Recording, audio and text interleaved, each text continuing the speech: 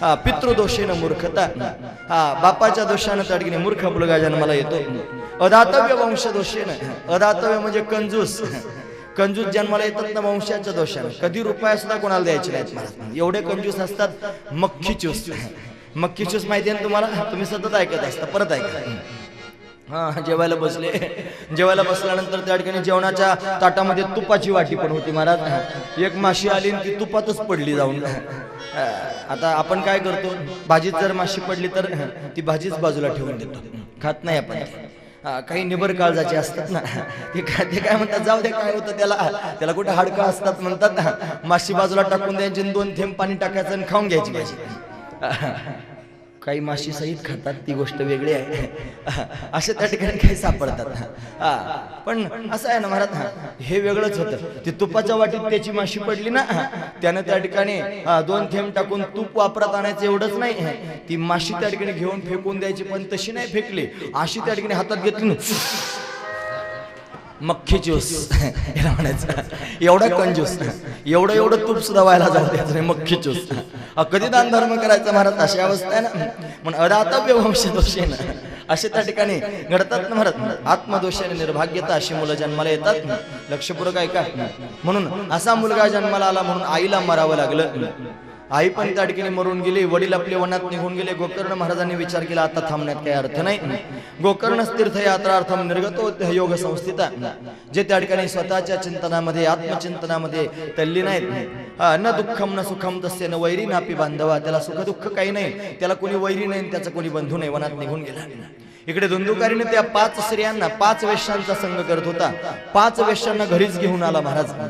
त्यांचा संग करू लागला. रोज चोऱ्या माऱ्या करतोय, डाके टाकतोय, धन घेऊन येतोय, त्या स्त्रियांना देतोय. 5 वेश्या म्हणजे काय माहिती आहे? धुंदुकारी शब्दाचा अर्थ तुम्ही ऐकला, जो धुम धुम करती ती धुंदुकारी, म्हणजे काम क्रोधादी विकारण धुमसतो तोच धुंदुकारी. या 5 वेश्या म्हणजे 5 विषय, शब्द स्पर्श रूप रस आणि गंध, या 5 विषयांनाच 5 वेश्या म्हणावं. एका विषयाचा संग केलं नाही, एकाला त्या ठिकाणी अधोगतीला जावं लागतं, मृत्यू प्राप्त होतो. तर एकाच वेळेला 5 विषयांचा संग केल्यानं काय घडेल, सुभाषितकार त्या ठिकाणी वर्णन करून सांगतो. कुरंग मातंग पतंग मीना भृंग हत पंच भिरेव पंच, एक प्रमादी नस्थ कथम न हन्यते यस्येवते पंच भिरेव पंच. एका विषयाच्या चिंतनानं जर एकाला त्या ठिकाणी अधोगतीला जावं लागलं, मरावं लागलं, तर एकाच वेळेला 5 विषयाचं चिंतन करणाऱ्याला काय त्या ठिकाणी घडेल. उदाहरण त्या ठिकाणी सांगतात. कुरंग म्हणजे हत्ती, स्पर्श नावाच्या विषयानं त्या ठिकाणी मरावं लागलं. यानंतर उदाहरण सांगतात मातंग, कुरंग म्हणजे हरिण, ते त्या ठिकाणी मधुर असणारा स्वर ऐकला की त्या जाळ्यामध्ये अडकून पडतं. मातंग म्हणजे त्या ठिकाणी हत्ती, हा स्पर्शानं त्या ठिकाणी मारला जातो. पतंग हा रूपाच्या मोहामध्ये त्या ठिकाणी अडकतो. मीन म्हणजे मासा, हा त्या ठिकाणी रस या विषयामध्ये त्या ठिकाणी अडकून पडतो. भुंगा जो त्या ठिकाणी गंध सेवन करतो, कमळ त्या ठिकाणी मिटून गेले की त्याच्यात मरून जातो. एका विषयानं एकाला त्या ठिकाणी मरा, विषयाची संगती असं त्या ठिकाणी नाश पावणे निश्चिंते. एका विषयानं जर एकाचा नाश होतो, तर एकाच वेळेला शब्द स्पर्श रूप रस गंध 5 विषयांचं सेवन करणाऱ्याचं काय होईल. धुंदुकारी 5 विषयांचं सेवन करतोय.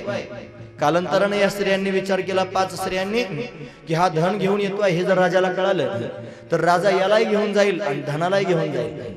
दोन्ही पण जातील, त्याच्यापैकी एक काहीतरी वाचवलं पाहिजे. मग काय वाचवावं म्हणे, धन वाचवलं पाहिजे. याच्यासारखे अनेक भेटतील. त्या कोण होत्या? वेश्या. त्यांना त्या ठिकाणी भरपूर ग्राहक मिळू शकतात. म्हणून त्यांनी विचार केला, धन वाचवावं, हा मेला तर मरू द्या. मग काय करायचं, संध्याकाळच्या वेळेला मदिरा पिऊन घरी आला आणि घरी आल्यानंतर त्या ठिकाणी महाराज त्या स्त्रियांनी त्याला पकडला आणि पकडून त्याला मारण्याचा प्रयत्न केला. त्याचं तोंड दाबून मारू लागल्या. मरेना, 5 होत्या ना त्या, फाशी देऊन मारण्याचा प्रयत्न केला, मरेना काही केल्या.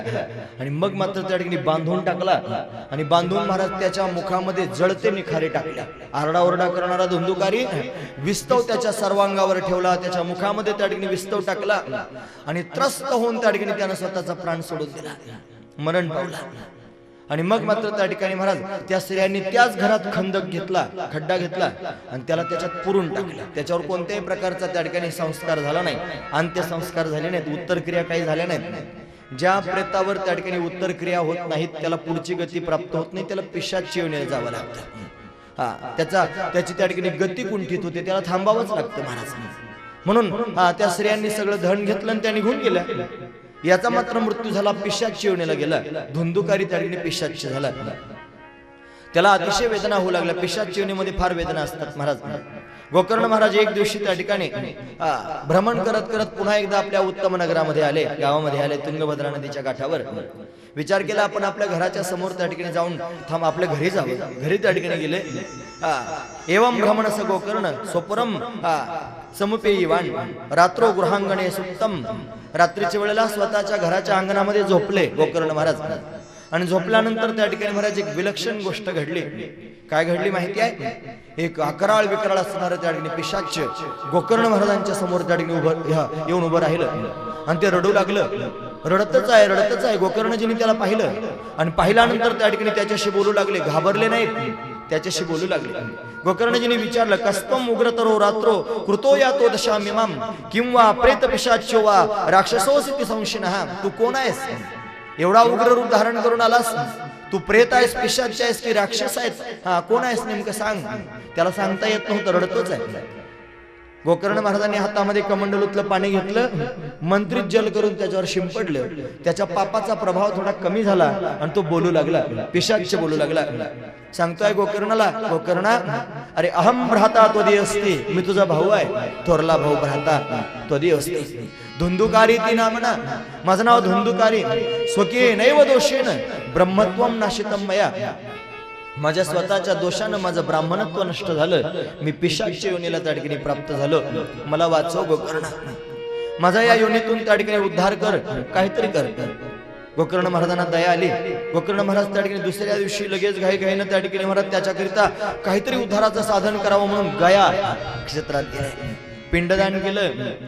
त्याच्या नावे पिंडदान केलं आणि मग पुन्हा एकदा आपल्या गावात आले. पुन्हा अंगणात झोपलेले असताना तो जागा झाला आणि त्यांच्या समोराला पुन्हा रडू लागला. म्हणे अरे तुझ्याकरिता मी त्या ठिकाणी गया श्राद्ध केलं तरी पण तुझा उद्धार झाला नाही. पिशाच्य बोलू लागला, महाराज एका गया श्राद्धानं काय, गया श्राद्ध शते नापी मुक्तिर्मेन भविष्यती. 100 गया श्राद्ध केले तरी पण माझा उद्धार होणार नाही. माझं पापच एवढं मोठं आहे, कसं काय उद्धार होईल? मग काय करा? उपायम अपरम किंचित विचारय सांप्रत. म्हणून कोणाला तरी त्या ठिकाणी उपाय विचारा माझ्या उद्धाराचा. गोकर्ण महाराजांना त्या ठिकाणी विचार म्हणत आला, आता काय करावं? म्हणून गोकर्णानं त्या ठिकाणी महाराज दुसऱ्या दिवशी सकाळी गायत्री उपासना करणारे गोकर्णजी महाराज सूर्यनारायणाची उपासना करत होते. सुचिरभूत झाले आणि सूर्यनारायणाची विनंती त्या ठिकाणी केली की तुम्ही त्या ठिकाणी मला उपाय सांगा. इति तद्वाक्य संकर मा करणम गोकर्णो विस्मयगतः. विस्मयचकित होऊन त्या ठिकाणी विचार करू लागले, कसं काय त्या ठिकाणी याचा उद्धार झाला नसेल. सूर्यनारायणाला सांगू लागले, माझ्या भावाकरिता मी पिंडदान केलं तरी पण त्याचा उद्धार झाला नाही, आता मी काय करू? मग सूर्यनारायणानं आकाशवाणीद्वारा त्या ठिकाणी गोकर्ण महाराजांना सांगितलं.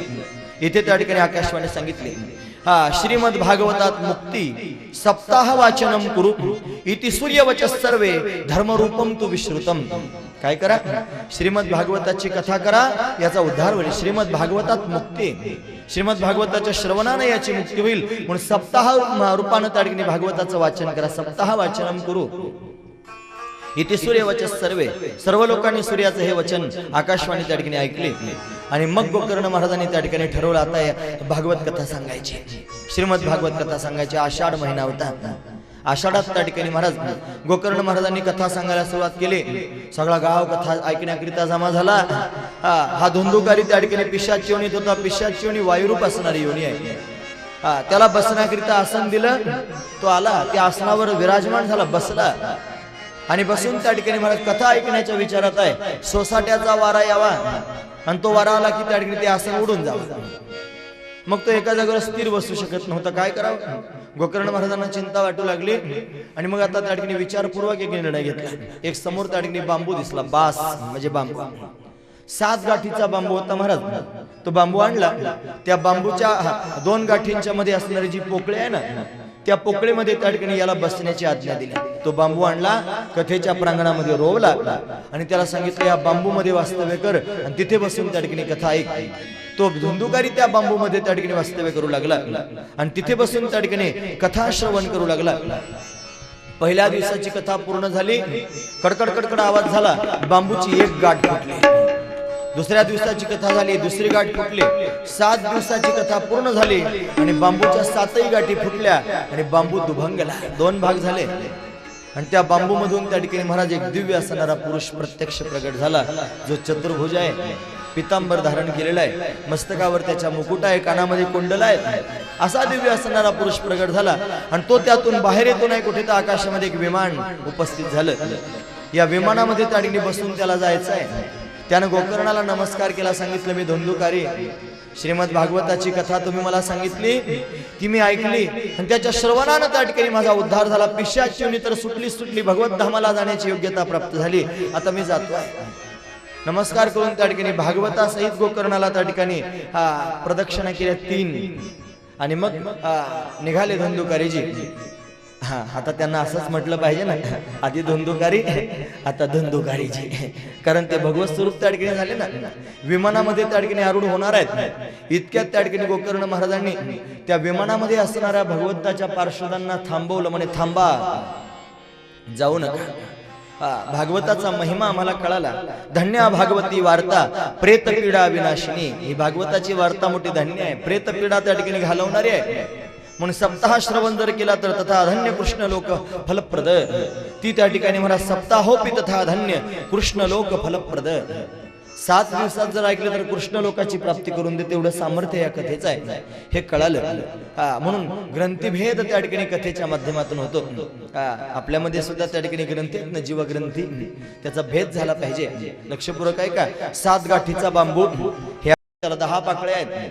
त्याच्यावरती आलं की त्या ठिकाणी महाराज अनाहत चक्र, जे वायू तत्वाचं असणार त्या ठिकाणी चक्र आहे, याला 12 पाकळ्या आहेत. त्याच्यावरती आले की कंठस्थानामध्ये विशुद्ध असणारं चक्र, त्याच्यामध्ये 16 पाकळ्या आहेत, जे आकाश तत्वाचं आहे. त्याच्यावरती आलं की भूमध्यामध्ये असणारं आज्ञा चक्र, जे द्विदल चक्र त्या ठिकाणी म्हटलं जातं, ते प्रकृती तत्वाचं आहे. आणि त्याच्यावरती ते सहस्रदल कमल आहे, तिथे त्या ठिकाणी परमात्मा तत्व वास्तव्य करत आहे. म्हणून असं त्या ठिकाणी हे षडचक्र आहेत. या षडचक्रांचं भेदन करत करत त्या ठिकाणी मला स्वरूपापर्यंत जावं लागतं. हाच बांबू आहे, याला त्या ठिकाणी भेदून पुढे गेलं पाहिजे. फार महत्वाचा विचार आहे आणि लक्षपूर्वक ऐकण्यासारखा आहे. म्हणून त्या ठिकाणी महाराज या ग्रंथींचा भेद केला पाहिजे, जीवग्रंथींना त्या ठिकाणी घालवलं पाहिजे. एका एका चक्राला त्या ठिकाणी महाराज जागृत करत त्या चक्रांचा भेद करत सहस्रदल कमलापर्यंत त्या ठिकाणी गेलं पाहिजे. हाच त्यातला अर्थ आहे. धुंदुकारी त्या ठिकाणी उद्धरून गेला, पण त्या ठिकाणी एवढ्या सगळ्या लोकांनी कथा ऐकली, पण एवढे लोक त्या ठिकाणी कथा ऐकतायत, एकट्यालाच विमान आलं, बाकीच्या लोकांना का नाही आलं? प्रश्न विचारला. अत्रैव भवसंती श्रोतारो मम निर्मला अनितानि विमानानि न तेषाम युगपत कुत. का बरं त्या ठिकाणी युगपत म्हणजे एकाच वेळेला एवढ्या लोकांना विमान आलं नाही? अत्रैव भवसंती, सगळे लोक त्या ठिकाणी बसलेले आहेत आणि कथा ऐकतात, एवढ्या लोकांना का विमान आलं नाही? असं ज्या वेळेला त्या ठिकाणी विचारलं, त्यावेळेला त्या पार्षदांनी सांगितलं, भगवंताच्या महाराज, सगळ्या लोकांनी कथा ऐकली मला मान्य आहे, पण सगळ्या लोकांनी याच्यासारखी कथा नाही ऐकली. म्हणजे कसं काय? अहो यानं 7 दिवस त्या ठिकाणी अन्न सेवन केलंच नाही, काहीच खाल्लं नाही. हा 7 दिवस पाणी सुद्धा पिला नाही. आणखी सांगू, हा 7 दिवस झोपलाच नाही, 7 दिवस जागाच राहिला. आणि हे बाकीचे लोक होते ना, घरी कामधंदा करत होते आणि कथेत आल्यावर झोपत होते. कळतं ना तुम्हाला? हे लोक आणि याच्यातला एवढा फरक आहे.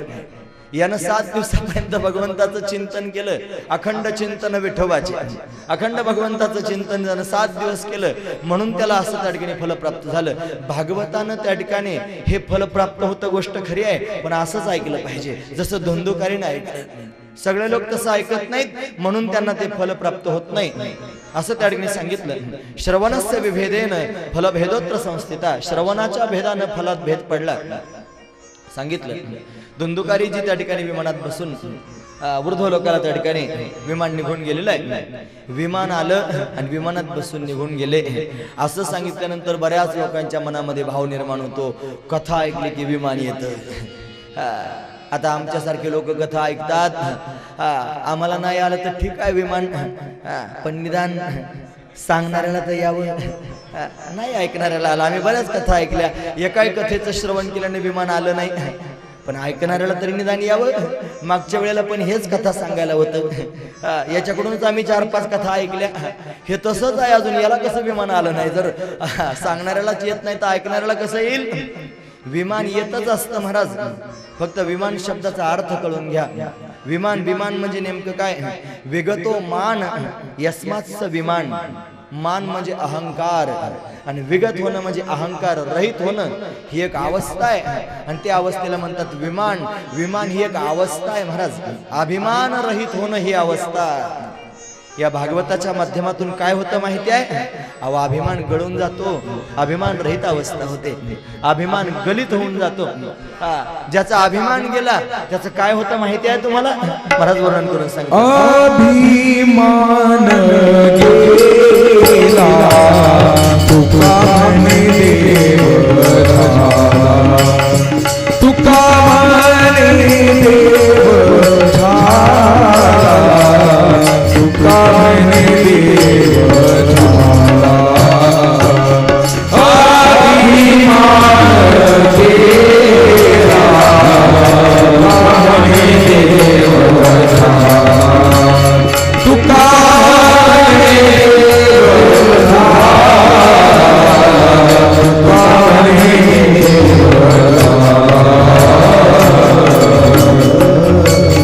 अभिमान गेला तुका म्हणे देव झाला. अभिमान गेला रे गेला की देवत्व प्राप्त होतं आणि देवत्व प्राप्त होणं याच्यापेक्षा कोणतं मोठं विमान आहे? कुठे जाणं येणंच राहत नाही, नाही जात कुठे येतं फिरवून या. तुकोबाराय सांगतात काहीच मी नव्हे कोणी गावीचा, एकला ठाईचा ठाई एक हे कळतं भागवतात आल्यानंतर. हीच खरी विमान अवस्था. पण तुम्ही म्हणाल याला कसं विमान आलं नाही? विमान येतं ना महाराज, विमान येतं म्हणजे अशी अवस्था प्राप्त होते. तो सगळ्यांच्या समोर नत होतो, नम्र होतो, अभिमान गलित होतो. ही अवस्था भागवतानंतर प्राप्त होते. कशानं? भागवत त्या ठिकाणी कथा अशीच आहे महाराज, अभिमानाला घालवते. म्हणून अहंकार नासा भेद जगिनिंदे ओवळा. तुकोबाराय सांगतात अहंकाराने भेद घालवण्यासारखा आहे तो या कथेच्या माध्यमातून जाईल. म्हणून त्या ठिकाणी वासनारूपी बांबू, कथा ऐकली ना, धुंदुकारीचा उद्धार झाला. वासनारूपी त्या ठिकाणी बांबू आहे आणि त्याला 7 त्या ठिकाणी छिद्र आहेत ना महाराज, तृष्णा आहेत ना. अनेक प्रकारानं त्या ठिकाणी वर्णन करून सांगता येईल. एका एकाचा छेद केल्याशिवाय विमानावस्था प्राप्त होतच नाही. ती अवस्था त्या ठिकाणी प्राप्त करून घ्यावी. गोकर्णानं विचार केला, अरे असं जर असेल तर सगळ्या गावातल्या लोकांची मी विनंती करेन की तुम्ही सगळ्यांनी पुन्हा एकदा कथा ऐका. आषाढ महिन्यामध्ये धुंदुकारीला कथा सांगितली, त्याचा उद्धार झाला. श्रावणात पुन्हा एकदा कथा सांगायला सुरुवात केली.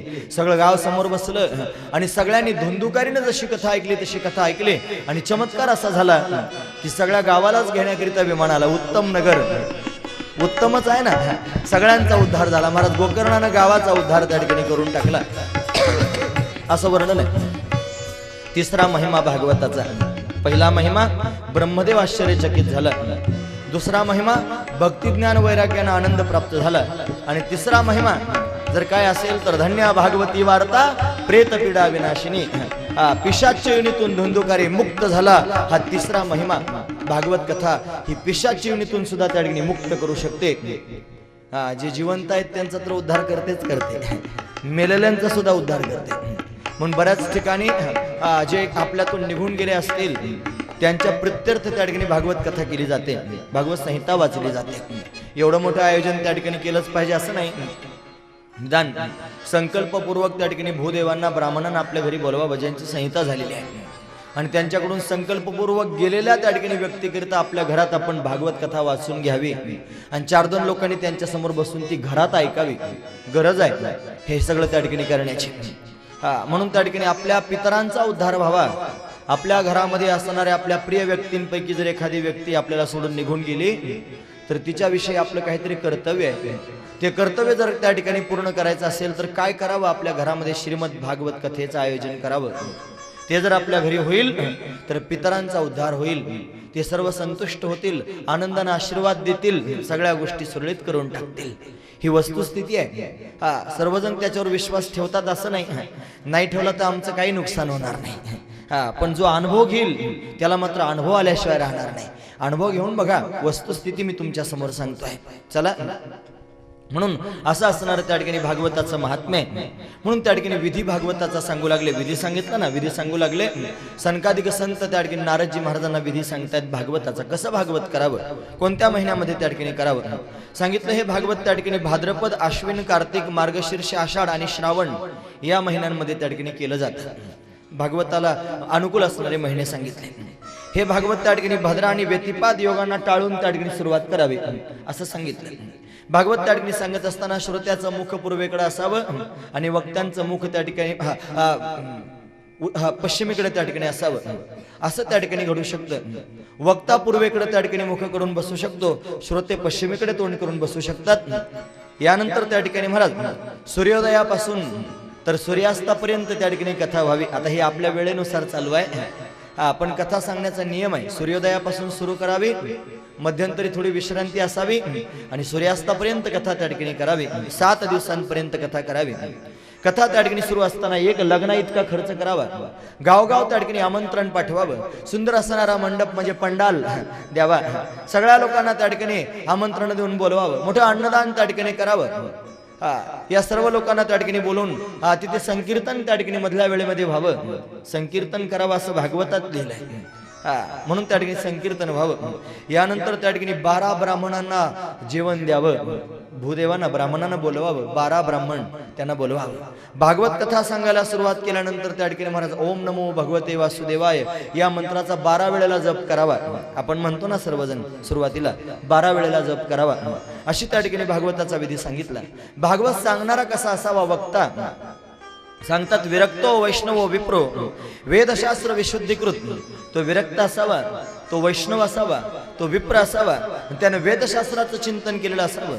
दृष्टांत कुशलो धीरा, जो दृष्टांत देण्यामध्ये त्या ठिकाणी कुशल असावा. वक्ता कार्योती निस्पृहा, जो त्या ठिकाणी कार्य करण्यामध्ये निस्पृह असावा, त्याची काही अपेक्षा नसावी असा वक्ता त्या ठिकाणी असावा. आणि श्रोत्यांनी सुद्धा त्या ठिकाणी अशाच पद्धतीनं निस्पृह अंतकरणानं त्या ठिकाणी कथा श्रवण करावे. भगवंताचं प्रेम प्राप्त करण्याकरिता कथा ऐकावी, काही मागण्याकरिता कथा ऐकू नये. लक्षपूर्वक ऐका. कथा ऐकत असताना दोघांनी पण काही नियम पाळावेत. काय नियम पाळावे माहिती आहे? एकतर 7 दिवसापर्यंत पाणीही पिऊ नये. ऐकतात ना तुम्ही सगळेजण? लक्षपूर्वक ऐका. पाणी सुद्धा पिऊ नये. आता पाणी सुद्धा प्यायचं नाही, 7 दिवस मोठं कठीण आहे. हे ज्याला जमणार नाही त्यानं 7 दिवस पाणी पिऊन कथा ऐकावी. फक्त पाणी प्यायचं आणि कथा ऐकायची. महाराज हे मोठं कठीण आहे. पाणी पिऊन जर जमत नसेल तर 7 दिवस फक्त दूध पिऊन कथा ऐकावी. तेवढं करून जर जमत नसेल तर फक्त फळं खाऊन कथा ऐकावी. तेवढं करून जर जमत नसेल तर एक वेळेला फळं खावेत आणि एक वेळेला पोटभर जेवावं. असे त्या ठिकाणी नियम सांगितला. एवढं करूनही जमत नसेल तर 2 वेळेला पोटभर जेवावं आणि कथा ऐकावी. एवढं करूनही जमत नसेल तर दिवसभर खावं पण कथा ऐकावी. आणि तेवढं करून जर जमत नसेल तर कथेला येतानाच खिच्यात फुटाने घेऊन यावे आणि चालू कथेतच 2-2 दाणे खात राहावे. असं त्या ठिकाणी करा, पण कथा ऐका. ही कथा त्या ठिकाणी सर्वांगाची कान करून श्रवण केली पाहिजे. असा कथा श्रवणाचा त्या ठिकाणी नियम सांगितला. सप्ताहाचा विधी त्या ठिकाणी वर्णन करून सांगितलं. असं सांगता येत नाही कुठे तर चमत्कार त्या ठिकाणी घडला महाराज. श्री शुकदेवजी महाराजांचं तिथे आगमन झालं. सुंदर वर्णन आहे. तत्राययो 16 वर्षकस्तदा व्यासात्मजो ज्ञान महाब्दी चंद्रमा कथावसाने निजलाभ पूर्ण प्रेमना पठन भागवतम शने शने. स्वतःच्या मस्तीत मस्त असणारे शुकदेवजी महाराज तिथे आले. तत्राययो 16 वर्षकस्तदा 16 वर्षांची मूर्ती आहे. काय आहेत सांगतात? व्यासात्मजो व्यासपुत्र शुकदेवजी महाराज. ज्ञान महाब्दी चंद्रमा, ज्ञानानं त्या ठिकाणी पूर्ण असणारा चंद्र असं असणार त्यांचं स्वरूप आहे. कथावसाने निजलाभ पूर्ण, कथेच्या कालामध्ये त्या ठिकाणी स्वतःहून आले. आपण काल ऐकलं ना, कथा सुरू असताना स्वतःहून साधू संतांचं आगमन जर झालं तर समजावं भगवान आपल्यावर प्रसन्न आहेत, भगवंताची प्रसन्नता आहे. स्वतःहून साधू संत आले तर कथा सुरू असताना शुकदेवांचं आगमन झालं. नारदांना मोठा आनंद झाला. नारदजी यजमान आहेत ना, समोर गेले, सरसावले पुढे, त्यांचं स्वागत केलं. शुकाचार्यांचं उंच आसनावर त्यांना बसवलं, त्यांना नमस्कार केला, त्यांचं पूजन त्या ठिकाणी केलं. आणि सनकादिक संतांनी त्यांना विनंती केली, महाराज तुम्ही आलात, आमची अशी इच्छा आहे तुम्ही थोडं 2 शब्द आमच्या समोर बोलावं, काहीतरी प्रवचन सांगा. मग शुकाचार्यांनी प्रवचन सांगायला सुरुवात केली. महाराज श्री शुकवाच हे धर्म प्रोज्जित कैतवोत्र परमो निर्मत्सराणाम सताम वेद्यम वास्तवमत्र वस्तु शिवदम तापत्रयोन्मूलनम. भागवताचं वर्णन त्या ठिकाणी करून सांगतात. श्रीमद भागवते महामुनी कृते किंवा परेश्वरः सद्यो हृद्द वरुद्धत्र कृतिभी शुश्रूषुभिस्त तत्क्षणात. भागवताचा महिमा त्या ठिकाणी सांगतात. आणखी पुढे सांगू लागले, श्रीमद भागवतम पुराण तिलकम यद वैष्णवानाम धनम. हे जे श्रीमद भागवत आहे ना, हे सगळ्या पुराणांचं तिलक आहे, वैष्णवांचं हे धन आहे. यस्मिन पारमहंसमेकममलम ज्ञानम परम गीयते. ही परमहंस संहिता आहे भागवत म्हणजे. याच्याविषयी त्या ठिकाणी बोलताना अजून सांगतात, यत्र ज्ञान विराग भक्ती संहितम. याच्यामध्ये ज्ञान आहे, विराग म्हणजे वैराग्य आहे, त्याच्यामध्ये भक्ती आहे. नैष्कर्म्य आविष्कृतम. नैष्कर्म्य स्थिती त्या ठिकाणी प्राप्त करून देण्याची क्षमता त्याच्यात त्या ठिकाणी आहे. मग काय होतं, तच्छृणवन प्रपठनम विचारण परो भक्त्याभिमुच्यते नरः. असं असणारं भागवत आहे. या भागवताचं श्रवण करा. हे कुठेही मिळत नाही. स्वर्गे सत्येच कैलासे वैकुंठे न सेयम रसहा. हे स्वर्गात मिळत नाही, सत्यलोकात मिळत नाही, वैकुंठात मिळत नाही, कैलासात मिळत नाही. म्हणून अतपिबंतु सद्भाग्या मामा मुंचत करे हेचित. म्हणून याचं त्या ठिकाणी पान करा, सेवन करा, असा उपदेश त्या ठिकाणी करू लागले. लक्षपूर्वक ऐका. असं प्रवचन त्या ठिकाणी झालं शुकाचार्यांचं. आणि दुसरा चमत्कार घडला महाराज. काय घडलं माहिती आहे? सनकादिक संत उपस्थित आहेत. कुठे घडत आहे माहिती आहे ना तुम्हाला? हे हरिद्वार मध्ये भगवती गंगेच्या काठावर आनंद नामक घाटावर विशाल वटवृक्षाच्या खाली सनकादिक संत उंच आसनावर बसले असताना, नारदजी समोर बसले असताना, भृगु वशिष्ठ च्यवन गौतम मेधातिथी देवल देवरात एवढे साधू संत समोर आहेत. या सगळ्या संतांच्या समोर शुकाचार्यांचं आगमन झालं. शुकाचार्य तिथे त्या ठिकाणी बोलतायत. एवढे संत महंत त्या ठिकाणी जमा झालेले आहेत. एवढे भक्त एकत्र आल्यावर देवाला कसं करमेल महाराज? दुसरा चमत्कार घडला. अखिल गोड ब्रह्मांडाचा नायक असणारा माझा भगवान सगळ्या संतांच्या समोर प्रत्यक्ष त्या ठिकाणी प्रकट झाला. साधू संतांनी भगवंताला पाहिलं. आनंदाने भगवंताच्या नामाचा घोष करू लागले. गोपाल कृष्ण भगवान की जय. कृष्ण कन्हैया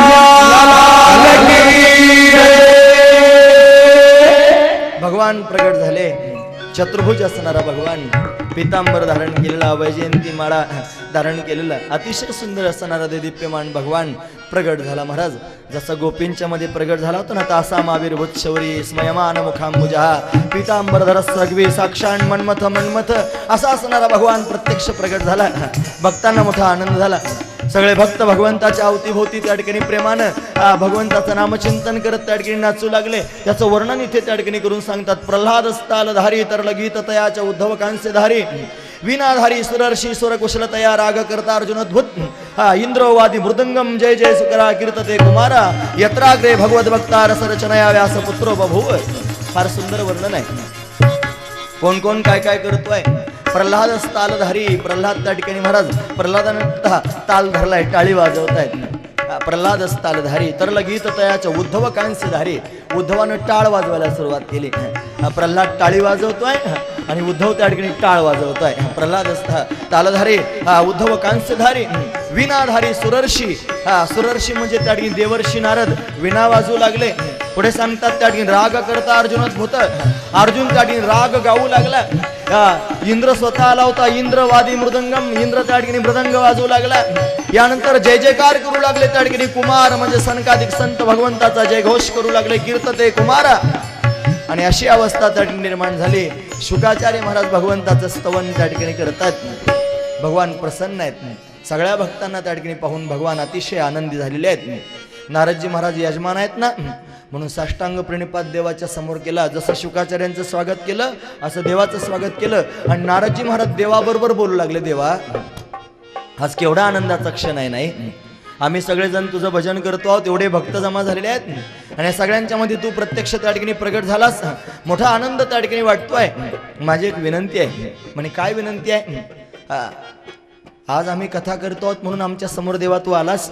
मला असं वाटतं भविष्यात जेव्हा कधी भक्त तुझं भजन करतील, भविष्यात जेव्हा तुझी कथा केली जाईल, भविष्यात जेव्हा कधी त्या ठिकाणी तुझं कीर्तन केलं जाईल, देवा माझी विनंती आहे तेव्हा सुद्धा तू असंच त्या कथेमध्ये प्रगट होत जा. भगवंतानं सांगितलं नारदा, तुम्ही म्हणता आहात ना, मी तुम्हाला वचन देतो. यत्र मद भक्त गायंती तत्र तिष्ठा मी नारद. हे नारदा, मी तिथे निश्चित थांबेन. मी निश्चित तिथे त्या ठिकाणी प्रगट होईल. नारदा, मी उभा तेथे. माझे भक्त गाती देते नारदा, मी उभा तेथे. नारदा, मी उभा तेथे. नारदा, मी उभा तेथे. भक्त गाती देते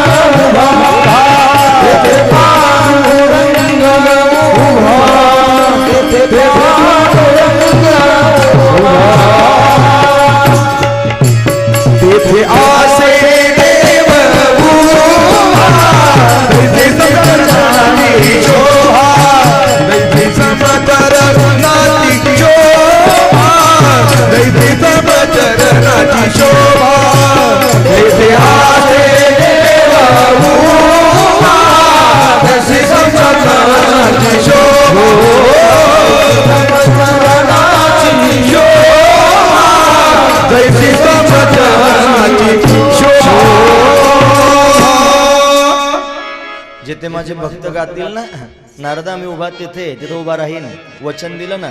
म्हणून लोक विश्वास ठेवत अगर न ठेवत, आमचा विश्वास आहे की भगवान या कथेमध्ये उभाच आहे. नारदाने आधीच मागून घेतलं की कथेमध्ये देवा तुम्ही जा बरं. भगवंतानं त्या ठिकाणी नारदाला दिलेलं वचन आहे, कसं मोडतील. नारद अतिशय प्रिय आहेत ना भगवंताला. पण आजही या कथेमध्ये माझा कन्हैया उभाच आहे. तुम्हाला दिसत असेल नसेल मला माहित नाही, पण ज्या अर्थी त्या ठिकाणी बोलवतोय ना महाराज, काहीच त्या ठिकाणी सामर्थ्य नसताना बोलवतो, हे त्याचं सामर्थ्य आहे. तो उभा असल्याशिवाय बोलताच येत नाही, मोठी गोष्ट आहे महाराज. म्हणून तो कीर्तनात उभाच असतो, तो कथेत उभाच असतो आणि तो या सगळ्या गोष्टी त्या ठिकाणी करून घेतो. आजही भगवान त्या ठिकाणी इथे उभाच आहे. त्याला पाहण्याकरिता फक्त दृष्टी असावी लागेल, त्या दृष्टीने तो त्या ठिकाणी दिसेल, अन्यथा नाही दिसत. म्हणून जेथे कीर्तनाची जागा तेथे पांडुरंग उभा. म्हणून त्या ठिकाणी अनेक प्रमाणानं सांगता येईल. जनाबाई सुद्धा तेच वर्णन त्या ठिकाणी करून सांगतात. म्हणून भगवान त्या ठिकाणी कीर्तनात उभाच राहतो. सगळ्या साधू संतांना आनंद झाला. भगवंतांना अनेक आशिष त्यांना दिले. भागवताचा विधी सनकादिक संतांनी नारदांना वर्णन करून सांगितलं. सुतजी महाराज शौनकादिकांना ही कथा वर्णन करून सांगतात. आपण नैमिषारण्यातली कथा ऐकतो आहोत ना, म्हणून तिथे त्या ठिकाणी हे संपूर्ण वृत्तांत सांगून पूर्ण झाला. विचारलं होतं त्यांनी की नारदजी महाराज त्या लोकविग्रह मुक्तस्य नारदस्य अस्थिरस्य, लोकविग्रहापासून मुक्त असणाऱ्या नारदांनी सनकादिकांची संगती का केली असा प्रश्न होता ना, त्याच्याकरता एवढं सांगावं लागलं आणि सगळं सांगून त्या ठिकाणी पूर्ण झालं. ही जी भागवत कथा आहे ही त्या ठिकाणी महाराज याची परंपरा वर्णन करून सांगतात. ही सगळ्यात आधी त्या ठिकाणी आपण हे ऐकलं की भगवंतानं त्या ठिकाणी स्वतः सांगितले 4 श्लोकांमधून, हे पण ऐकलं. पण तरी सुद्धा थोडं लक्षपूर्वक ऐका. भगवान स्वधामाला गेल्यानंतर त्या ठिकाणी कलियुगाचे 30 वर्ष पूर्ण झाल्यानंतर भाद्रपद शुक्ल नवमीला शुकदेवांनी त्या ठिकाणी राजा परीक्षितला ही कथा वर्णन करून सांगितले. भगवान निज धामाला गेल्यानंतर कलीचं प्राकट्य झालं आणि त्यानंतर 30 वर्ष होऊन गेल्यानंतर भाद्रपद शुद्ध नवमीला राजा परीक्षितीला शुकाचार्य महाराजांनी ही कथा वर्णन करून सांगितली. पहिल्यांदा सांगितले. कथा शिकणं वेगळं, व्यासदेवांकडून शुकदेवजी महाराजांनी कथा शिकून घेतली आणि सांगणं वेगळं. वृंदावनामध्ये ज्या वेळेला त्या ठिकाणी भक्त मंडळी राहतात ना, कथा शिकण्याकरिता जातात, तिथं शिकवली जाते कथा. आणि आता आपण ऐकता आहात ते सांगितलं जातं. सांगणं आणि शिकणं याच्यातला फरक आहे. एका श्लोकाचा अर्थ त्या ठिकाणी पाहावा, तो आत्मसात करावा आणि मग त्या ठिकाणी सांगावा. तो अर्थ आत्मसात करण्याकरिता शिकावं लागेल आणि मग त्या ठिकाणी सांगणं, कथा सांगणं स्वतंत्र आहे. म्हणून त्या ठिकाणी महाराज अशी कथा सांगितली. शुकाचार्याने आधी ती ऐकली आणि मग ती त्या ठिकाणी सांगितली राजा परीक्षितीला. यानंतर त्या ठिकाणी कलियुगाचे 200 वर्ष पूर्ण झाल्यानंतर आषाढ शुद्ध नवमीला त्या ठिकाणी महाराज गोकर्ण महाराजांनी ही कथा धुंदुकारीला सांगितली. कलियुगाचे 200 वर्ष पूर्ण झाल्यानंतर आषाढ महिन्यात सांगितले. त्यानंतर तीच कथा श्रावण महिन्यामध्ये पुन्हा सगळ्या गावाला गोकर्णजींनी सांगितली. यानंतर 30 वर्ष पूर्ण झाल्यानंतर कार्तिक शुद्ध नवमीला सनकादिक संतांनी नारदजींना ह्या कथेचा विधी वर्णन करून सांगितलं. म्हणजे त्याच्यानंतर ही कथा आता जी आपण ऐकतो होती त्याच्यानंतर सांगितलेली आहे सनकादिक संतांनी नारदांना. याच्यानंतर कलियुगाचे 200 वर्ष पूर्ण झाले आणि त्याच्यानंतर पुन्हा त्या ठिकाणी 30 वर्षानंतर म्हणजे 230 वर्षाचा कली झाला होता. आणि त्यावेळेला त्या ठिकाणी महाराज सनकादिक संतांनी नारदांना ह्या कथेचा विधी हरिद्वार क्षेत्रामध्ये त्या ठिकाणी गंगेच्या काठावर वर्णन करून सांगितलं. तिथे त्या ठिकाणी महाराज सूतजी महाराज नैमिषारण्यामध्ये शौनकादिकांना हे वर्णन करून सांगतात. म्हणून अशा पद्धतीने सुतांनी शेवटचा उपदेश केला भागवत महात्म्यामध्ये. 6 अध्याय इथे पूर्ण झाले. पद्मपुराणांतर्गत असणारे त्या ठिकाणी भागवत महात्म्याचे 6 अध्याय आपण पाहतो आहोत ना. हा त्या ठिकाणी शेवटचा अध्याय पूर्ण झाला आणि उपदेश शेवटचा त्या ठिकाणी सूतजी महाराज करतात. असारे संसारे विषय विषसंगा कुलधिया क्षणार्थम क्षेमार्थम पिबत शुकगाथा तुलसुधाम किमर्थम व्यर्थम भो व्रजत कुपते कुत्सित कथे परीक्षित साक्षी यश्रवणगत मुक्ताक्ति कथने. सुंदर वर्णन आहे, ऐका. असारे संसारे विषय विषसंगा कुलधिया. संसार असार आहे. या असार संसारामध्ये विषयाचा संग करून त्या ठिकाणी जीवन नष्ट करण्यापेक्षा क्षणार्धम क्षेमार्थम पिबत शुकगाथा तुलसधाम. क्षणभर त्या ठिकाणी क्षेम सुख प्राप्त होण्याकरिता समाधान मिळवण्याकरिता त्या ठिकाणी ही शुकगाथा याचं सेवन करा. याचा साक्षी आहे परीक्षित साक्षी यानं 7 दिवसामध्ये त्या ठिकाणी कथा श्रवण केली आणि राजाचा उद्धार झाला. महाराज वर्णन करून सांगतात. हे श्रवणे परीक्षिती तर लाभूपती 7 दिवस झाली दया साता दिवसामध्ये झाली गया साता दिवसामध्ये झाली गया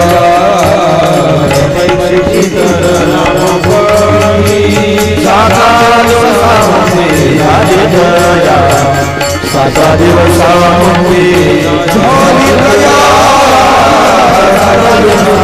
झाली गया श्रवणे परीक्षित सरला भूपती साता दिवसामध्ये झाली उदया 7 दिवसात राजा उद्धरून गेला परीक्षित साक्षी आहे त्याच्या साक्षीने त्या ठिकाणी सांगताय लक्षपूर्वक ऐका अशा पद्धतीने महात्म्य सांगून पूर्ण झालं असं असणार हे श्रीमद भागवत आहे याच्यामध्ये 12 स्कंद आहेत याच्यामध्ये 335 अध्याय आहेत याच्यामध्ये 18,000 श्लोक आहेत असं असणार हे भागवत याचं सर्वांनी त्या ठिकाणी सेवन करा याचं सर्वांनी श्रवण करा याचं सर्वांनी पठन करा नाहीच करता आलं काहीतरी याचं सर्वांनी दर्शन करा सेवनात श्रवणात पाठात दर्शनात पापनाशिनी भागवताचा महिमा त्या ठिकाणी पूर्ण झाला आणि मूळ भागवतात त्या ठिकाणी प्रवेश होतोय प्रथम स्कंद सगळा स्कंद नाही मला सांगायचा पण पहिला श्लोक घेऊन आपण या ठिकाणी विश्रांती करणार आहोत लक्षपूर्वक ऐका आज निदान त्या ठिकाणी पहिला दिवस असतो महात्म्याचा आणि दुसऱ्या दिवशी कथेत प्रवेश झालाच पाहिजे मूळ ग्रंथात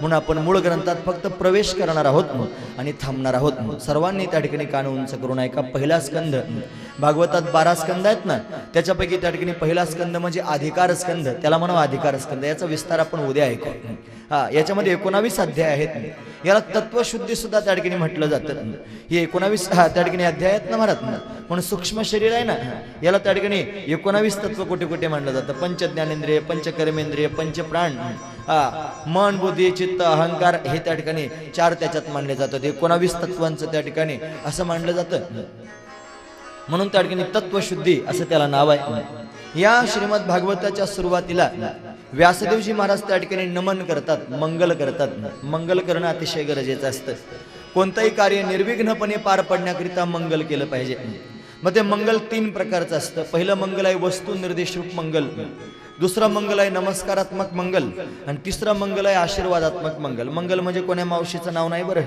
ते डोक्यात आणू नका मंगल म्हणजे त्या ठिकाणी कार्य निर्विघ्नपणे पार पडण्याकरिता भगवंताचं किंवा संतांचं केलेलं स्तवन इथे व्यासदेवजी महाराज वस्तू निर्देशरूप मंगल करतात म्हणजे वस्तू निर्देशक मंगल म्हणजे काय परमात्मा वस्तूचं त्या ठिकाणी सगुण किंवा निर्गुण रूपानं केलेलं वर्णन याला म्हणायचं वस्तू निर्देशरूप त्या ठिकाणी मंगल म्हणून ते मंगल त्या ठिकाणी करतात तो श्लोक आपण त्या ठिकाणी पहिला मंत्र त्या ठिकाणी पाहूया आणि इथेच त्या ठिकाणी थांबूया त्याचा विस्तार आपण उद्या पाहण्याचा प्रयत्न करूया हे जन्माद्यस्य यतोऽन्वयादितरत चार्थेष्वभेद्य स्वराट तेने ब्रह्महृदाय आदि सुरः कवये मुह्यन्ति यत्सूरया तेजो वारि मृदां यथा विनिमयो यत्र त्रिसर्गो मृषा धाम्ना स्वेन सदा निरस्तकुहकं सत्यं परं धीमहि सत्यं परं धीमहि सत्यं परं धीमहि सत्य असणाऱ्या परमात्मा तत्वाची वंदना करिता जन्माद्यस्य यतोऽन्वयादितरत चार्थेष्वभिज्ञ स्वराट तेने ब्रह्महृदाय आदि कवये मुह्यन्ति यत्सूरया असं त्या ठिकाणी वर्णन करून सांगतात तेजो वारी मृदाम यथा विनिमयो यत्र त्रिसर्गो मृषा धामना स्वेन सदा निरस्त कुहकम सत्यम परम धीमहि सत्य असणारं परमात्मा तत्व आहे त्याचं वर्णन करतात कोण्याही देवाचं नाव घेतलं नाही गणपतीचं घेतलं नाही शंकराचं घेतलं नाही विष्णूचं घेतलं नाही देवीचं घेतलं नाही सूर्यनारायणाचं देव पंचायतनातलं एकाचंही नाव घेतलं नाही पण सत्य असणाऱ्या तत्वाची वंदना करतात सत्य हाच परमात्मा आहे तो सत्य सगळ्या रूपानं त्या ठिकाणी गच्च भरलेला आहे म्हणून त्याची वंदना केली म्हणजे सर्वांची वंदना केल्यासारखी होते म्हणून त्याची वंदना करतात इथे आपण वंदना पाहून थांबूया उद्या त्याचा विस्तार त्या ठिकाणी पाहूया आजची कथा इथेच विराम पावते आहे यानंतर संयोजक सूचना देतील त्यानंतर आरती होईल शेवटचा त्या ठिकाणी जयघोष होईल आणि मगच सर्वांनी आपली जागा सोडायची आता तुम्ही त्या ठिकाणी सुंदर शिस्त पाळत आहात 12 वाजलेले आहेत तरी सुद्धा तुम्ही सुंदर ऐकता आहात तुम्हाला द्यावे तेवढे धन्यवाद त्या ठिकाणी कमीच आहेत म्हणून अशीच त्या ठिकाणी कथा तुम्ही सर्वांनी श्रवण करा आज कथा त्या ठिकाणी काल 7 वाजता सुरू होईल म्हणून सांगितले पण ती कथा त्या ठिकाणी अर्धा तास उशिरा सुरू झाली उद्या वेळेत कथा सुरू करण्याचा प्रयत्न त्या ठिकाणी आमचा असेल बरोबर 7 वाजता त्या ठिकाणी बोलणं सुरू होईल सर्वांनी त्या ठिकाणी लवकरात लवकर कथेला येण्याचा प्रयत्न करा आज कथेकरिता त्या ठिकाणी उपस्थित असणारे महाराज मंडळी त्यांचाही नामोल्लेख करणं अतिशय गरजेचं आहे. त्यांचा त्या ठिकाणी शब्द सुमनांनी आपण सत्कार करूया. आज ऋषिकेशवरून त्या ठिकाणी परमपूजनीय आदरणीय आचार्य श्री जगन्नाथजी महाराज इथे उपस्थित आहेत. या मंडळाच्या वतीनं मी त्यांचं त्या ठिकाणी हार्दिक स्वागत करतो. यानंतर त्या ठिकाणी हरिभक्तीपरायण अर्चनाताई गिरी इथे उपस्थित आहेत. त्यांचंही या मंडळाच्या वतीनं त्या ठिकाणी स्वागत होत आहे. यानंतर सिद्ध समाधी योग SSY चे सर्वचे सर्व साधक इथे उपस्थित आहेत. या सर्व साधकांचं त्या ठिकाणी स्वागत केलं जात आहे. आणि राधेश्याम परिवार आणि सर्व वारकरी मंडळ या सर्वांना त्या ठिकाणी आदरानं प्रेमानं त्यांचं स्वागत करतो. या सगळ्या मंडळाच्या वतीनं त्या ठिकाणी तुम्ही सर्वजण कथेला येत आहात, कथेची शोभा वाढवत आहात. तुम्हा सर्वांच्या चरणावर त्या ठिकाणी नत होतो. नमस्कार सर्वांना करतो. बोला. राधे राधे. राम जी से राम राम राम कहियो जी हनुमान। राम जी से राम राम राम कहियो जी हनुमान। राम जी से राम राम राम कहियो जी हनुमान। राम जी से राम राम राम कहियो जी हनुमान। जय हनुमान ज्ञान गुण सागर जय कपीस तिहु लोक उजागर। राम दूत बल धामा अंजनी पुत्र पवन सुत नामा। महावीर विक्रम बजरंगी कुमति निवार सुमति के संगी। कंचन वरण विराज कानन कुंडल कंचित केसा। राम जी से राम राम राम कहियो जी हनुमान। राम जी से राम राम राम कहियो जी हनुमान। जय श्री भागवता आरती गुरु भगवंता। श्री शुकामुनि परम भक्ति नाना परि हरि चरिता भगवंता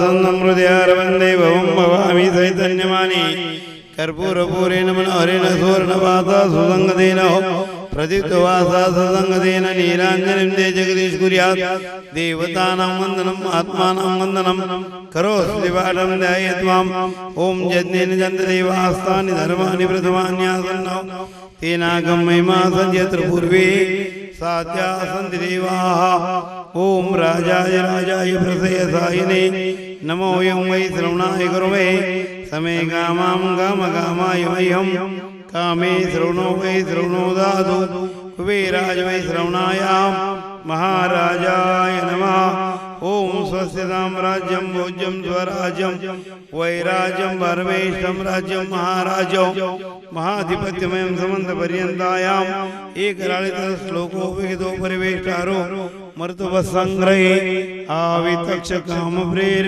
विश्वे देवा सभासदिति ॐ एकदन्ताय विद्महे वक्रतुण्डाय धीमहि तन्नो दन्ति प्रचोदयात् तत्पुरुषाय विद्महे महादेवाय धीमहि तन्नो रुद्र प्रचोदयात् महालक्ष्मी च विद्महे विष्णुपत्नी च धीमहि तन्नो लक्ष्मी प्रचोदयात् नारायणाय विद्महे वासुदेवाय धीमहि तन्नो विष्णु प्रचोदयात् वसुदेवसुतं देवं कंसचाणूरमर्दनं देवकी परमानन्दं कृष्णं वन्दे जगद्गुरु ब्रह्माण्डनायक गोपाल कृष्ण भगवान देवाय नमः मंत्र पुष्पांजलिं समर्पयामि नमस्कारं करोमि अन्यथा शरणं नास्ति त्वमेव शरणं मम तस्मात् कारेण भावेन रक्ष रक्ष परमेश्वर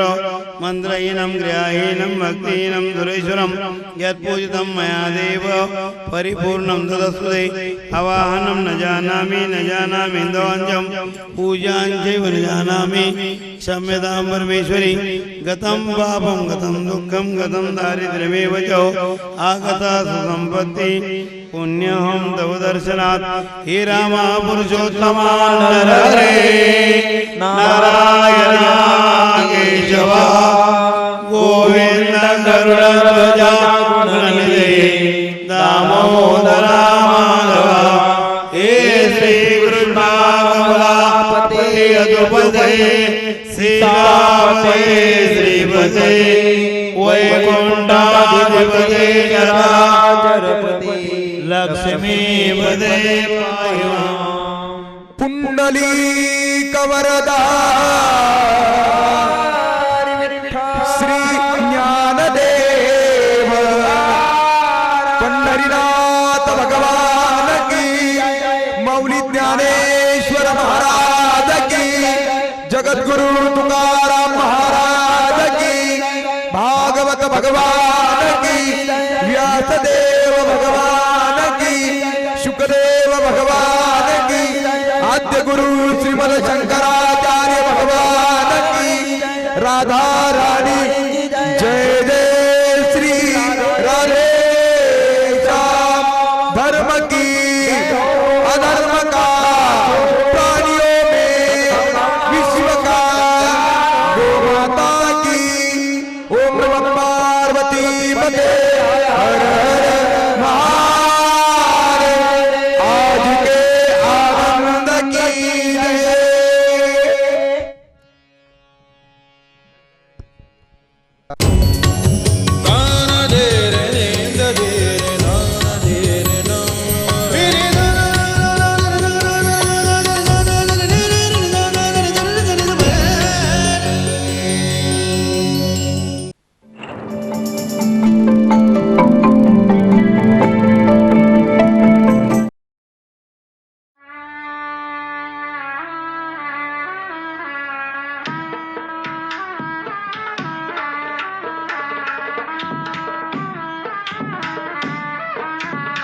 एकदन्ताय विद्महे वक्रतुण्डाय धीमहि तन्नो दन्ति प्रचोदयात् श्रीमन्महागणाधिपतये नमः गणपतीला नमस्कार करा।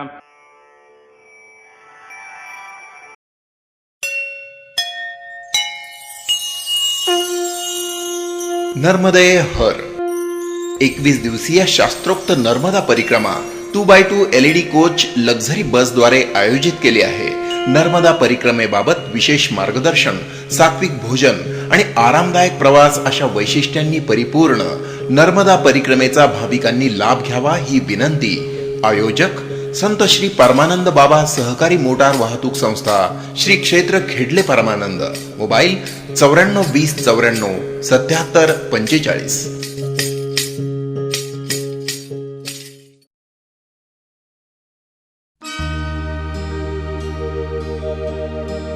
हरिः ॐ.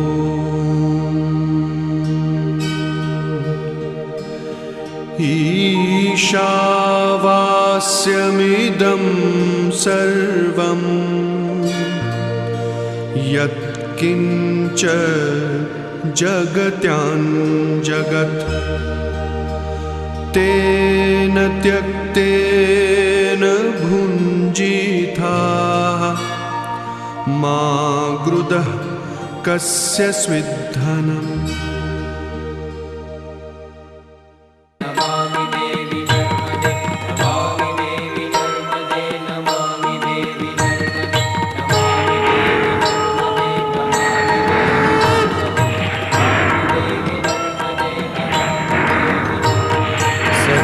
सिंधु सुस्खलत्तरङ्गभङ्गरञ्जितं विषत्सु पाप जात जात कारिवारि संयुतं. सविन्दु सिन्धु सुस्खलत्तरङ्गभङ्गरञ्जितं विषत्सु पाप जात जात कारिवारि संयुतं. कृतान्त दूत काल भूत भीतिहारि वर्मदे त्वदीय पाद पंकजं नमामि देवी नर्मदे. त्वदीय पाद पंकजं नमामि देवी नर्मदे. त्वदम्बुलीन दीनमीन दिव्य संप्रदायकं कलोमलोग भारहारि सर्वतीर्थनायकं. त्वदम्बुलीन दीनमीन दिव्य संप्रदायकं कलोमलोग भारहारि सर्वतीर्थनायकं. सुमस्य कच्छ नक्र चक्र चक्रवाक शर्मदे त्वदीय पाद पंकजं नमामि देवी नर्मदे. त्वदीय पाद पंकजं नमामि देवी नर्मदे. नमामि देवी नर्मदे.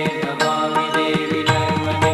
नमामि देवी नर्मदे. नमामि देवी नर्मदे. महागभीर नीरपूर पाप धूत भूतलं ध्वनत् समस्त पातकारि दारितापदाचलम्. महागभीर नीरपूर पाप धूत भूतलं ध्वनत् समस्त पातकारि दारितापदाचलम्. जगल्लये महाभये मुकण्डु सूनु हर्म्यदे त्वदीय पाद पंकजं नमामि देवी नर्मदे. त्वदीय पाद पंकजं नमामि देवी नर्मदे. गतं तदेव मे भयं त्वदम्बुवीक्षितं यदा प्रकण्डसूनशौनकासुरारि सेवि सर्वदा. गतं तदेव मे भयं त्वदम्बुवीक्षितं यदा मृगण्डसूनुशौनकासुरारि सेवि सर्वदा. पुनर्भवाप्ति जन्मजं भवाप्ति दुःखवर्मदे त्वदीय पाद पंकजं नमामि देवी नर्मदे.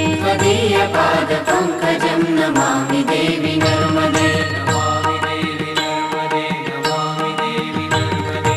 नमामि देवी नर्मदे. नमामि देवी नर्मदे. अलक्ष लक्ष किन्नरामरासुरादि पूजितं सुलक्ष नीर तीर धीर पक्षि लक्ष पूजितं. अलक्ष लक्ष किन्नराम रासुरादि पूजितं सुलक्ष नीर तीर धीर पक्षि लक्ष पूजितं. वशिष्ठ शिष्ठ पिप्पलाद कर्दमादि शर्मदे त्वदीय पाद पंकजं नमामि देवी नर्मदे. त्वदीय पाद पंकजं नमामि देवी नर्मदे. सनत्कुमार नाचिकेत कश्यपात्रि षट्पदे धृतं स्वकीय मानसेषु नारदादि षट्पदे. सनत्कुमार नाचिकेत कश्यपात्रि षट्पदे कृतं स्वकीय मानसेषु नारदादि षट्पदे. रविन्दुरन्ति देवदेव राजकर्म शर्मदे त्वदीय पाद पंकजं नमामि देवी नर्मदे. त्वदीय पाद पंकजं नमामि देवी नर्मदे. नमामि देवी नर्मदे. नमामि देवी नर्मदे. नमामि देवी नर्मदे. नमामि देवी नर्मदे. अलक्ष लक्ष लक्ष पाप लक्ष सार सायुधम ततत्सु जीव जंतु तंतु भुक्ति मुक्तिदायकम अलक्ष लक्ष लक्ष पाप लक्ष सार सायुधम ततस्तु जीव जंतु तंतु भुक्ति मुक्तिदायकम विरंचि विष्णु शंकर स्वकीय धाम वर्मदे त्वदीय पाद पंकजम नमामि देवी नर्मदे त्वदीय पाद पंकजं नमामि देवी नर्मदे अहो व्रतं सनं श्रुतं महेश केश जातटे किरात सूत वाडवेषु पंडिते शटे नटे अमृतं स्वनं श्रुतं महेश केश जातके किरात सूत वाङ्गवेषु पंडिते शटे नटे तुरंत पाप ताप हारि सर्व जंतु शर्मदे त्वदीय पाद पंकजं नमामि देवी नर्मदे त्वदीय पाद पंकजं नमामि देवी नर्मदे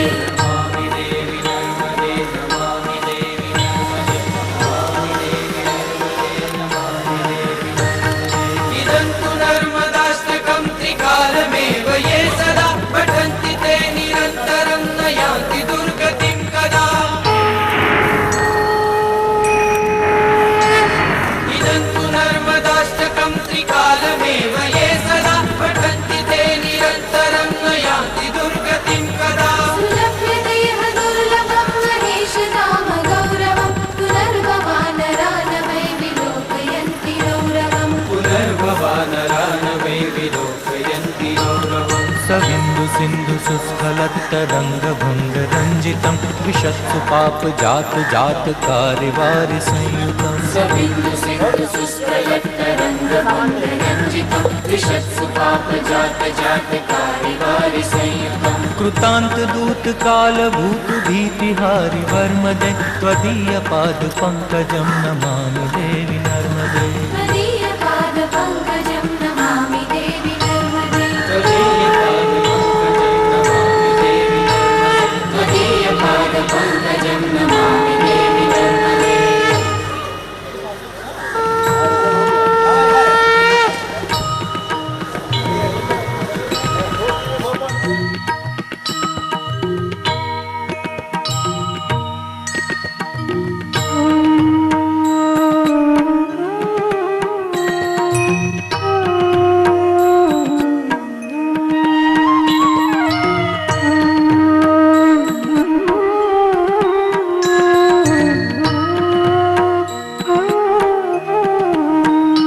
ओम जय जगदानंदी मैया जय आनंद कंदी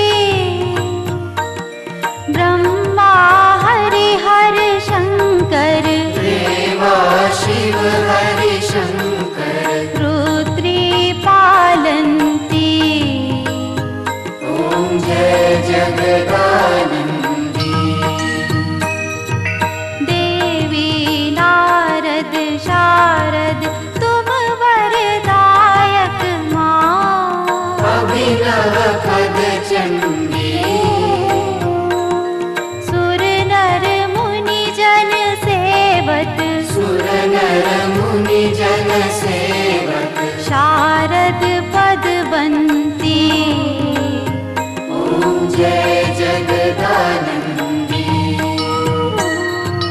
देवी धूम्रक वाहन राजत वीणा वादयती देवी वीणा वादयति झुमकत झुमकत झुमकत जननन जननन जननन रमती राजन्ती ओम जय जगदानंदी देवी बाजत ताल मृदंगा सुर मंडल रमती देवी सुर मंडल रमती तोड़ी तान तोड़ी तान तोड़ी तान तुरडड तुरडड तुरडड रमती सुरवंती ओम जय जगदानंदी देवी सकल भुवन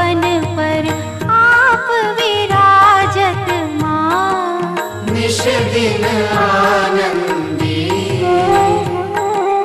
गावत गंगा शंकर सेवक रेवा शंकर तुम भव मेटन्ते ओम जय जगदानंदी मैया को कंचन थाल विराजत अगर कपूर बाती मैया घर कपूर बाती अमर कंच में विराजत घाटन घाट विराजत कोटि रतन ज्योति ओम जय जगदानंदी मैया जी की आरती निश दिन पड़ गावे जुग जुग जन गावे भजत शिवानंद स्वामी भजत शिवानंद स्वामी मन वांछित पावे ओम जय जगदानंदी ओम जय जगदानंदी मैया जय आनंद कंदी ब्रह्मा हरिहर शंकर देवा शिव हरि शंकर दूती कानंदी ओम जय जगदानंदी ओम जय जगदानंदी ओम जय जगदानंदी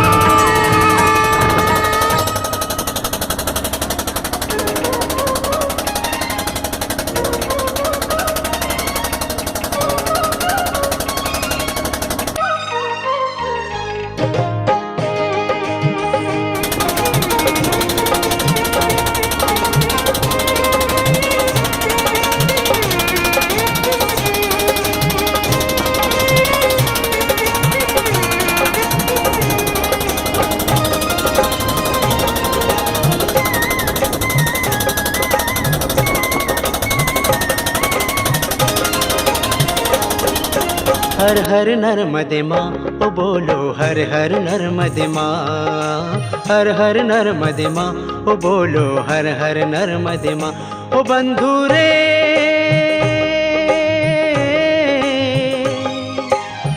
तीर्थों की जननी पाप मिटाने वाली माँ हर हर नर्मदे माँ ओ बोलो हर हर नर्मदे माँ ओ बोलो हर हर नर्मदे माँ ओ बोलो हर हर नर्मदे माँ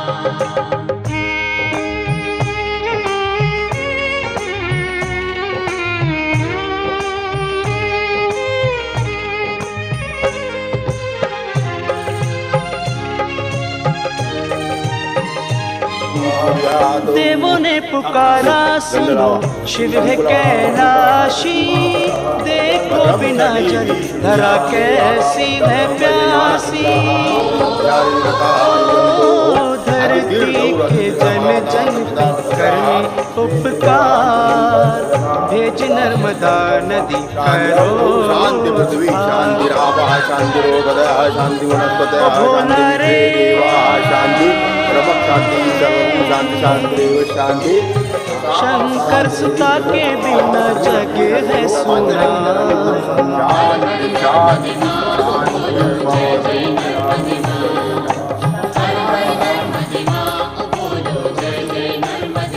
जीवन जाव सुखाने आनंदाने अशा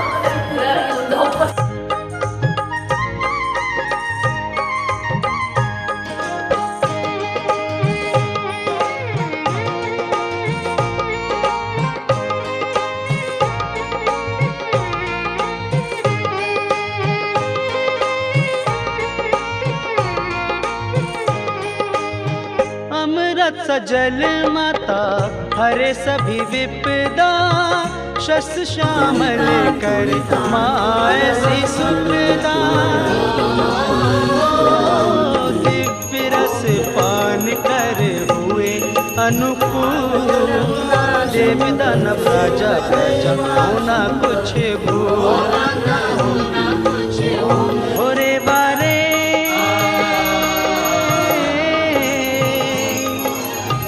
जीवों का करो मंगल तुम दिव्य स्वरूपा माँ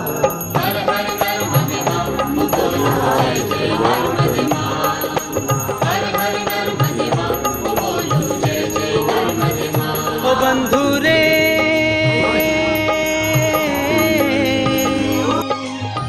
तीर्थों की जननी पाप मिटाने वाली माँ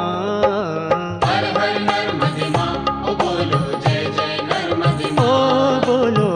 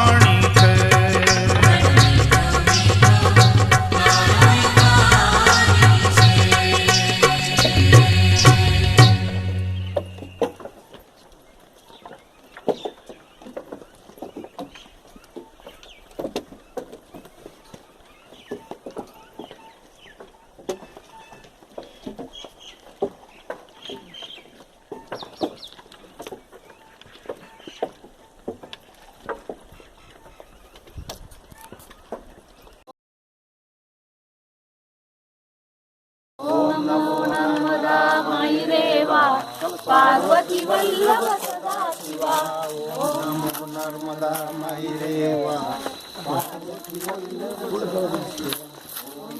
नर्मदा माई रेवा पार्वती वल्लभ सदा शिवा पार्वती वल्लभ सदा शिवा ओम नमो नर्मदा माई रेवा पार्वती वल्लभ सदा शिवा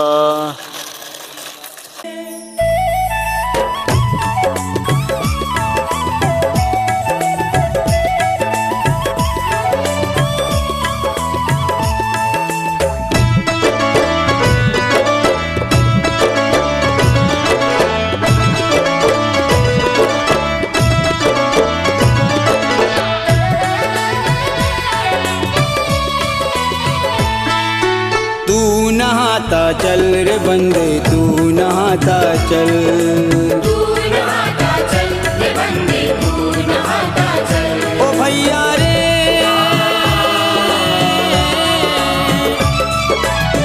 गंगा और नर्मदा का पावन है जल तू नहाता चल रे बंदे तू नहाता चल रे बंदे तू नहाता चल रे बंदे तू नहाता चल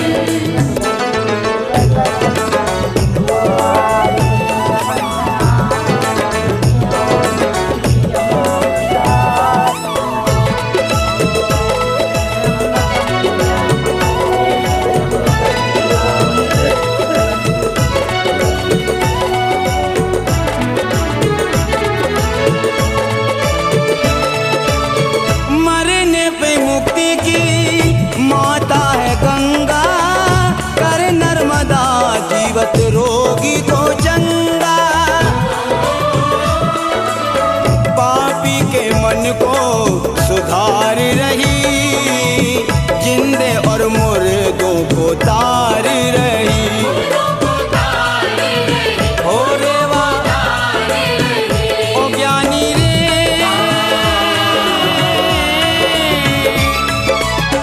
उमा ने न नयन की ये बात है अटल तू नहाता चल रे बंदे तू नहाता चल रे भैया तू नहाता चल रे बंदे तू नहाता चल ओ भैया रे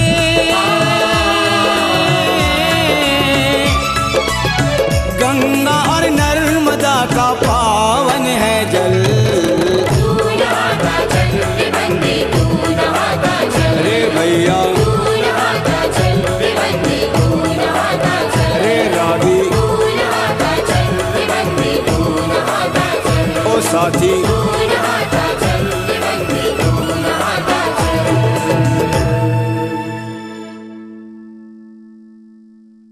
हे मात नर्मदे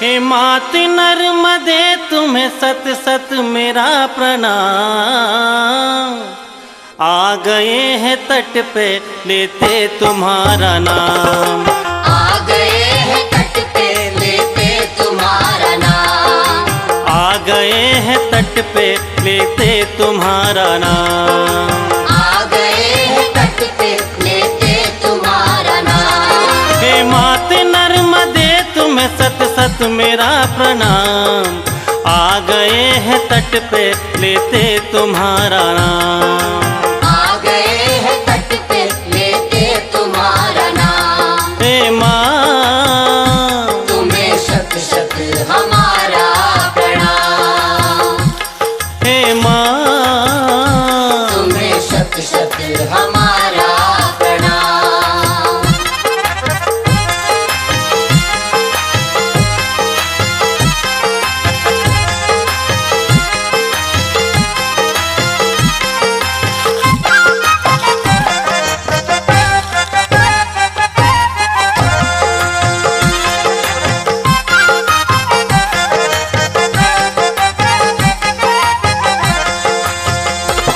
शिव के पसीने से हुआ अवतार आपका देवों ने किया माता सत्कार आपका राजा पृथु ने अश्व यज्ञ किया था जहाँ, माँ वंश भिरा फोड़ के निकली हो तुम वहाँ। अमरकंट कहते,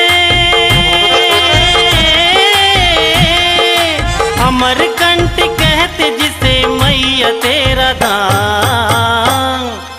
आ गए हैं तट पे लेते तुम्हारा नाम, आ गए हैं तट पे लेते तुम्हारा नाम, आ गए हैं तट पे लेते तुम्हारा नाम, आ गए हैं तट पे लेते तुम्हारा नाम। हे माँ तुम्हें शत शत हमारा प्रणाम, हे माँ तुम्हें शत शत हमारा प्रणाम।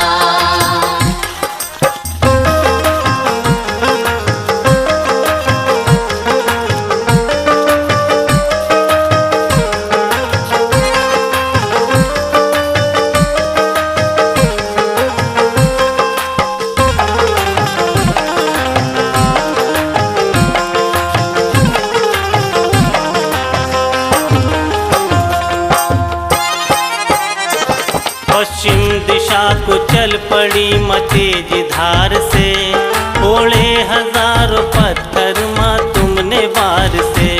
गंधर्वों ने तुम्हारे माँ गाए गीत हैं, ऋषियों ने कहा नर्मदे पावन पुनीत हैं। हर नर्मदे नमामि, हर नर्मदे नमामि रटते हैं आठों याम। आ गए हैं तट पे लेते तुम्हारा नाम, आ गए हैं तट पे लेते तुम्हारा नाम, आ गए हैं तट पे लेते तुम्हारा नाम, आ गए हैं तट पे लेते तुम्हारा नाम। हे माँ तुम्हें शत शत हमारा प्रणाम, हे माँ तुम्हें शत शत हमारा प्रणाम।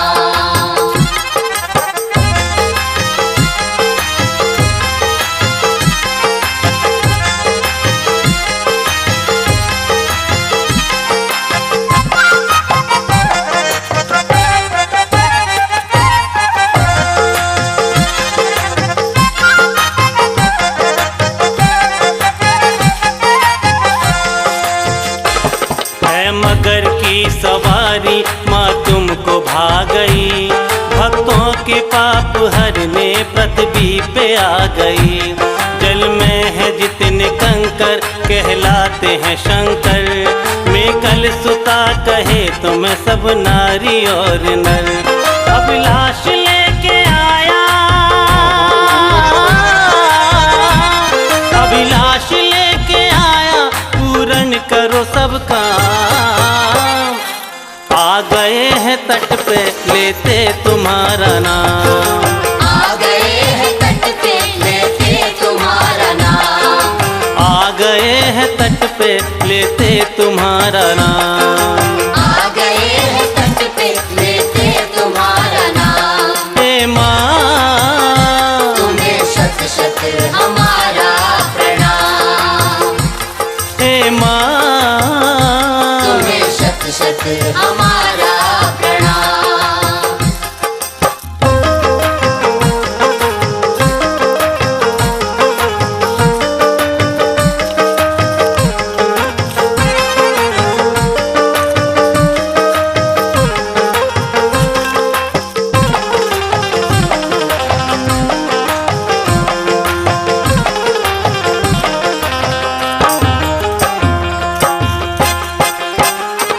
बस चाहता हूँ मैया ममता भरे मोती, अज्ञान हटा दो माँ दो ज्ञान की ज्योति। धन दो कुबेर सा मैया धर्म करूँ माँ, नित नाम लेके तेरा सत्कर्म करूँ माँ। सुन लो मेरी माँ रेवा, सुन लो मेरी माँ रेवा, कहता यही बेनाम। आ गए हैं तट पे लेते तुम्हारा नाम, आ गए